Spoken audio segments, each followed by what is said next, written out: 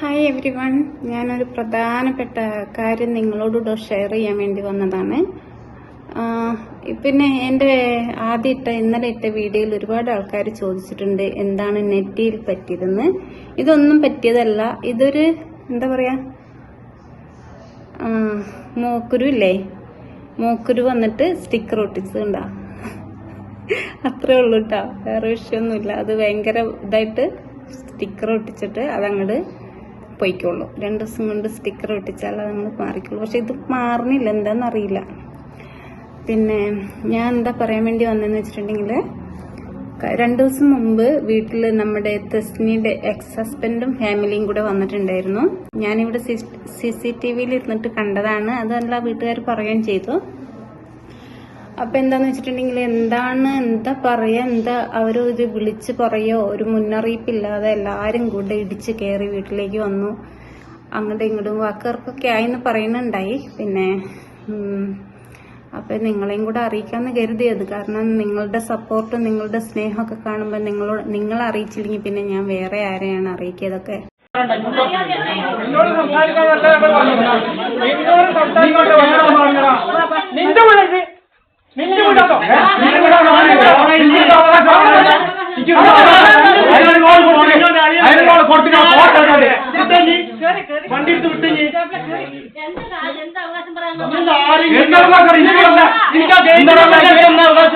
ഇനി വിട്ടോ മര്യാദ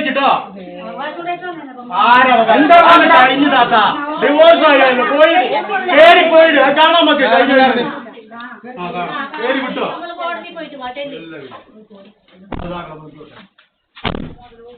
തെസ്നിയുടെ എക്സ് ഹസ്ബൻഡും വീട്ടുകാരും തെസ്നിനെ വേണം, അങ്ങനെയാ ഇങ്ങനെയാ, അവൻ നന്നായിക്കോളാം എന്നൊക്കെ പറയുന്നുണ്ടായി. പിന്നെ ഉമ്മച്ചിയുടെ ആങ്ങളേനെ, എൻ്റെ മാമന്റെ മോനെ താജിക്കാനെ വിളിച്ചിട്ടുണ്ടായിരുന്നു എന്നൊക്കെ പറയുന്നുണ്ടായി. എന്നാൽ എന്നെ ഒന്നാരും വിളിക്കോ സംസാരിക്കോ, ഒക്കെ ഒരു ഉമ്മയില്ലേ, വാപ്പയില്ലാത്തുള്ളൂ, ഉമ്മയില്ലേ. മനുഷ്യരായാൽ വേണ്ടപ്പെട്ടവരോടല്ലേ ആദ്യം സംസാരിക്കുക, എന്നിട്ടല്ലേ ഇങ്ങനത്തെ തീരുമാനമൊക്കെ എടുക്കുക. ഇതൊന്നുമില്ല. അങ്ങനെ വന്നിട്ടുണ്ടായിരുന്നു.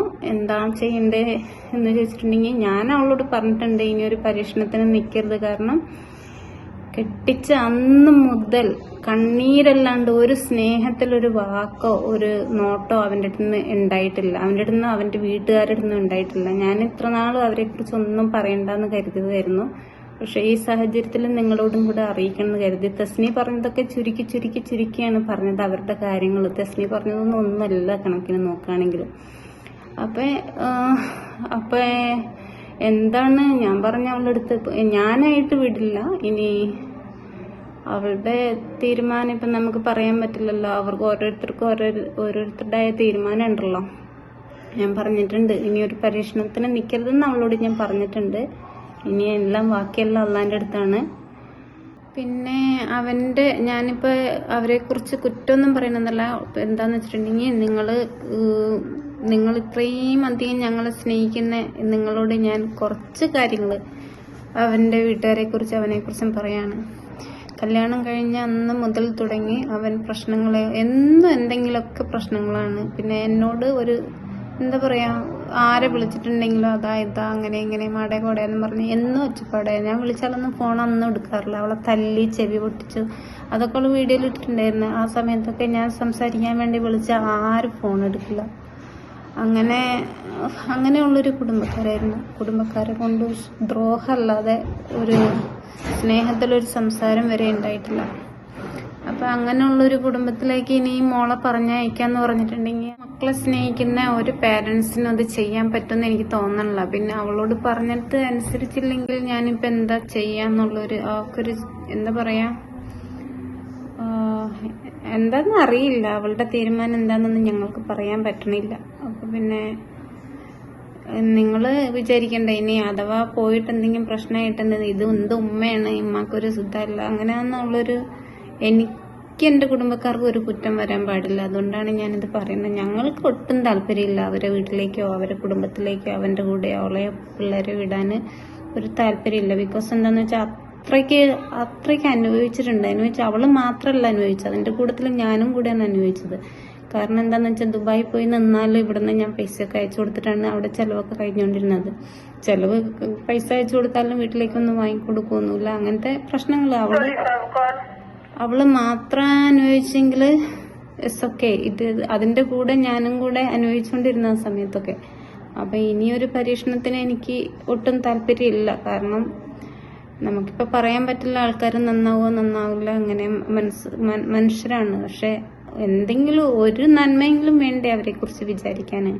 പിന്നെ എന്തെങ്കിലും ഒരു നന്മയുണ്ടെങ്കിൽ നമുക്ക് വിചാരിക്കാം ഇന്നത് അവൻ ചെയ്തിട്ടുണ്ടല്ലോ എന്ന് വിചാരിക്കാം. പക്ഷെ ഒരു നന്മ അവനെക്കുറിച്ച് പറയാനോ ചിന്തിക്കാനോ ഒന്നുമില്ല. അവനെക്കുറിച്ച് മാത്രമല്ല, അവൻ്റെ വീട്ടുകാരെ കുറിച്ചായാലും അവൻ്റെ പെങ്ങന്മാരെ കുറിച്ചായാലും പിന്നെ ഉപ്പച്ചിനെ കുറിച്ചായാലും എല്ലാവരും ഒരുപാട് എന്നെ കണ്ണീര് കുടിച്ചിട്ടുണ്ട്. ഈ അന്യ നാട്ടിൽ കിടക്കണ എന്നെ സങ്കടങ്ങൾ ഞാനല്ലേ കണ്ടതും കേട്ടതും അറിഞ്ഞതൊക്കെ.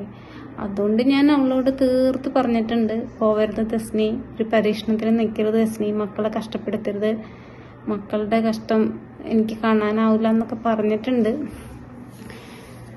ഇനി അവരെക്കുറിച്ച് ഒരുപാട് പറയാനുണ്ട്. പക്ഷെ ഞാൻ എല്ലാം ഒന്നും പറയണില്ല. കാരണം എന്താന്ന് വെച്ചിട്ടുണ്ടെങ്കിൽ ആർക്കും ഒരു ബുദ്ധിമുട്ട് വേണ്ട. നിങ്ങൾക്കിപ്പോൾ ഇത്രയും പറഞ്ഞപ്പോൾ തന്നെ മനസ്സിലായെന്ന് കരുതുന്നു. അവരുടെയൊക്കെ സ്വഭാവങ്ങളും സ്വഭാവ രീതികളൊക്കെ മനസ്സിലായിട്ടുണ്ടെന്ന് ഞാൻ വിചാരിക്കുന്നു. അപ്പം ഒരുപാടുണ്ട് അവർ ചെയ്തതും ഓർക്കാൻ പോലും പറ്റാത്ത സാഹചര്യം. ഒരു ദിവസം പോലും ഒരു സ്നേഹത്തിൽ ഒരു സംസാരിക്കുകയോ മിണ്ടോ പറയോ ഒന്നും ചെയ്തിട്ടില്ല. അപ്പൊ പിന്നെ അവരോടൊക്കെ എങ്ങനെയാണ് ഇനി ഒത്തൊരുമിച്ച് പോണെന്ന് പറഞ്ഞാൽ തന്നെ എങ്ങനെയാണ്? എന്തെങ്കിലും ഒരു പ്രതീക്ഷ വേണ്ട മനുഷ്യർക്കായാലും. അതുകൊണ്ട് എന്താ തീരുമാനം എടുക്കേണ്ടതെന്ന് എനിക്കറിയില്ല. ഞാൻ എൻ്റെ തീരുമാനം ഓൾറെഡി അവളോട് പറഞ്ഞിട്ടുണ്ട്. പോകരുത്, മക്കളെ നീയും കഷ്ടപ്പെടാൻ വേണ്ടി പോകരുത് ഞാൻ പറഞ്ഞിട്ടുണ്ട്. ഇനി അവളെന്താ തീരുമാനം എടുക്കണമെന്ന് പതുക്കെ ഇൻഷാ അല്ലാഹ് നമുക്കെല്ലാവർക്കും വെയിറ്റ് ചെയ്ത് കാണാം. ഇപ്പൊ അവൾ എന്ത് തീരുമാനം എടുത്താലും നല്ലതായാലും ചീത്തയായാലും അവരെ കൂടെ പോയാൽ പിന്നെ ഞാൻ ഉത്തരവാദിയല്ല. കാരണം എനിക്ക് ആകില്ല. എനിക്ക് തന്നെ ഇവിടെ തന്നെ ഒരുപാട് എന്താ പറയാ, നിങ്ങൾക്കൊക്കെ അറിയാം, സിംഗിൾ ലേഡിയായി ജീവിക്കുമ്പോൾ അതിൻ്റെതായ ബാധ്യതകളുണ്ട്. ഇവിടുത്തെ മക്കള്, ഇവിടുത്തെ എല്ലാ കാര്യങ്ങളും. അപ്പൊ പിന്നെ ഒന്നാമത് അതിന്റെ പുറകെ നടക്കാൻ എനിക്ക് ടൈമില്ല എന്ന് മാത്രമല്ല, ടൈമും ഇല്ല, പൈസ ഇല്ല, ഒന്നുമില്ല. അതിന് മാത്രം വലിയ സാമ്പത്തികമുള്ള ആൾക്കാരൊന്നും അല്ലല്ലോ. നമ്മൾ പണിയെടുത്തിട്ട് തന്നെയല്ല നമ്മളും ജീവിക്കുന്നത്. അപ്പൊ